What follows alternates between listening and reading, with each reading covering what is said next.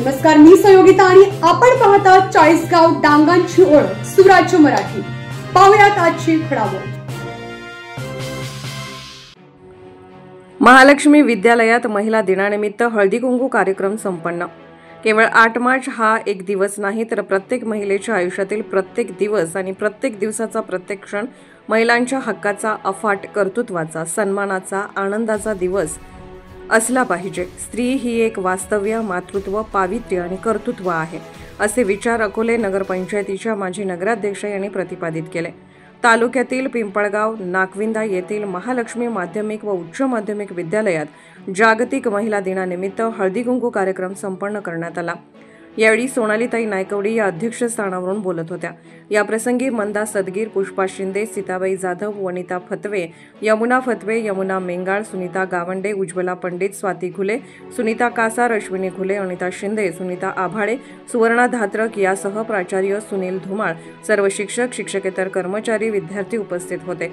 सोनाली नायकवडी यांनी पुढे मार्गदर्शन करताना महिला सक्षम आहेतच, त्यांच्यावरील अन्याय अत्याचार थांबवा, मुलीच्या जन्माचे स्वागत करा, मुलीला शिकवा, मोबाईलपासून दूर राहा, स्त्री विकासाकडे लक्ष केंद्रित करा, प्रत्येकाने प्रत्येक स्त्रीच्या माणूसपणाची जाण आणि स्वतःच्या माणूसपणाने भान ठेवून स्त्रियांशी सन्मानाने वागावे, याच महिला दिनाच्या शुभेच्छा असल्याचे विचार व्यक्त केले।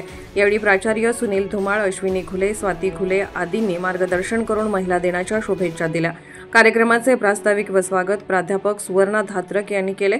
सूत्रसंचालन रामदास कासार यांनी केले, तर अण्णासाहेब ढगे यांनी उपस्थितांचे आभार मानले।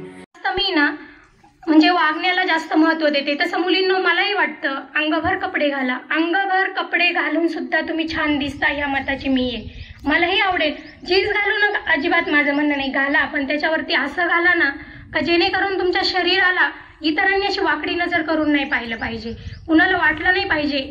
असं जगताना ना जगणं खूप सोपं आहे। तुम्हाला खरं सांगू, आई वडील तुमच्याकडनं अपेक्षा काय करतात, मी तुम्हाला आईच्या आयुष्यातील म्हणजे तिच्या आयुष्यात आलेले असे तिनं आपल्याला दिलेले 5 दान सांगते, थोडक्यात सांगते। आय थिंक मी आल्यानंतर मॅडमचं थोडंसं नकळत शेवटचं ऐकलं, पण त्यांनी हा पूर्ण सांगितलं की नाही मला माहीत नाही। आईने आपल्याला 5 दान दिलेले असतात, त्यातलं सगळ्यात पहिलं दान आहे तिने आपल्याला दिलेलं जन्मदान। जन्मदान कसं असतं बघा, उदाहरण सांगते मी तुम्हाला। पिंपळगाव नाकविंद्यामध्ये एक व्यक्ती आलाय, त्याला काहीतरी काम आहे, पण राहायला अशी व्यवस्थित सोय नाही, म्हणून तो 2 दिवस फिरतो, शोधतो कुठे जागा भेट। किती तारीख आहे शिवाजी महाराजांची, त्या दिवशी वाढदिवस झालेला आहे महाराजांचा।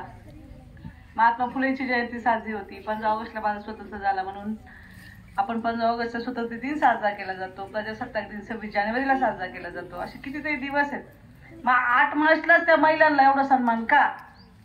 एखाद्याला तर माहीत असावं, आजकाल तर विकिपीडिया, इंटरनेट, सोशल मीडियावर तर सगळेच असतात। अगदी पहिलीचा मुलगाही सोशल मीडियावर असतो, मग तो काय शहरी भागात आहे असं नाही, ग्रामीण भागातही खूप जास्त प्रमाणामध्ये सोशल मीडिया वापरलं जातं। आहे कुणाला एखाद्याला माहिती का बरं 8 मार्च साजरा केला जातो?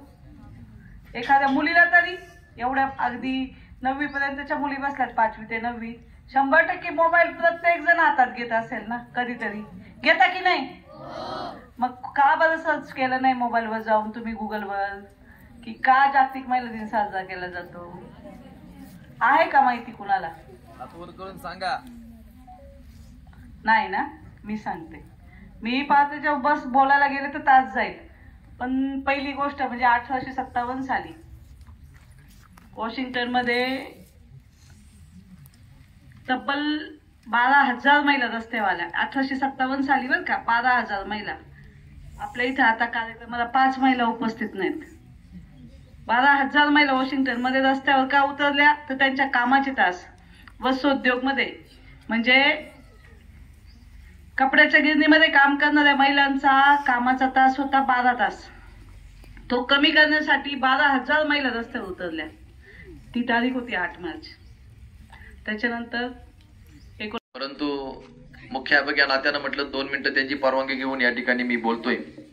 खरं तर विद्यार्थी मित्रांनो, 8 मार्च हा जागतिक महिला दिन आहे आणि महिलांचं संपूर्णच एकंदर जीवन प्रणालीमध्ये आपल्या कुटुंबामध्ये असेल, कुटुंबाचा जर विचार केला तर कुटुंबामध्ये किती महत्त्वाचं स्थान या ठिकाणी आहे हे आपण लक्षात घेतलं पाहिजे। पूर्वी महिलांना समाजामध्ये मानाचं स्थान नव्हतं, नोकरी करणाऱ्यांचं प्रमाण कमी होतं.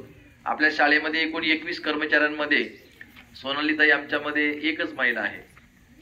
आता मात्र हे प्रमाण बदललेलं आहे. विशेषतः इंग्रजी माध्यमाच्या जर शाळा पाहिल्या, मी एका विज्ञान प्रदर्शनाच्या निमित्तानं विरगावच्या इंग्लिश मीडियम शाळेमध्ये गेलो होतो.